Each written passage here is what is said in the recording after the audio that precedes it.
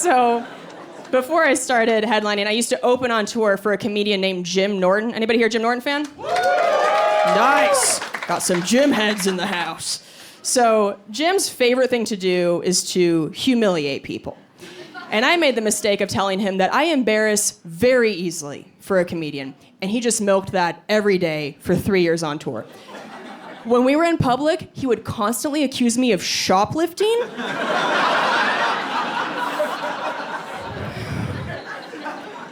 We would be checking out at a CVS pharmacy, and just deadpan in front of the cashier, he would turn to me and go, "Are you not gonna pay for all the things in your purse?"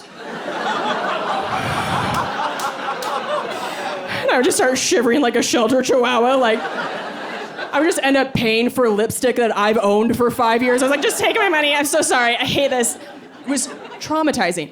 By far, the most embarrassing thing he would do with his bodyguard. We traveled with this 7-foot-tall guy named Kenny. Picture Frankenstein with less people skills.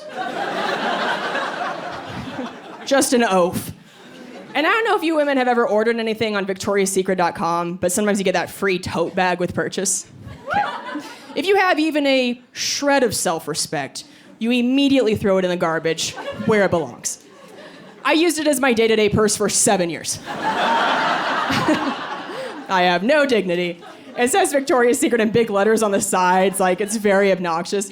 And I would travel with this. So when we were on tour, we'd have to get to the airport at 5 in the morning. And you guys know how you look at the airport at 5 a.m., right? Just greasy, disheveled, gross. So I'd look like that, and I'd have this bag, and everybody's just quietly shuffling about the airport. And all of a sudden, his bodyguard would shout, "Victoria's Secret model coming through!"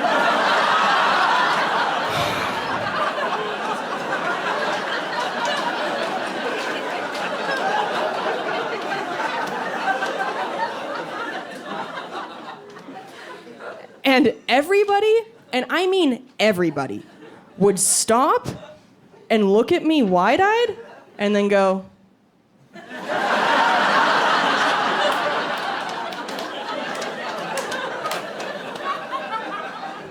Do you know how quickly your self-esteem goes in the toilet? When you can watch 100 people decide in half a second, "No, she's not." You're like, all right. Just gonna go walk into traffic now, thanks. So I'm from Washington State originally, and they just passed this new legislation that is banning schools from continuing to use Native American mascots, which is great. And the high school I went to, our mascot was the Blackhawks. And it takes a linguistic specialist to tell the difference between somebody saying Blackhawks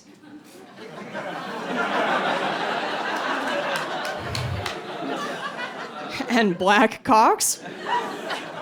And let me tell you, it was pretty wild growing up, going to football games and watching a dozen cheerleaders shout to a stand of parents, "We love Blackhawks, yes we do, we love Blackhawks, how about you?"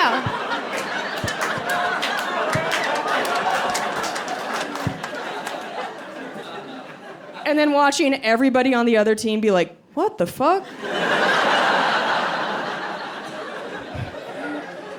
It's like the mating call of the Kardashians.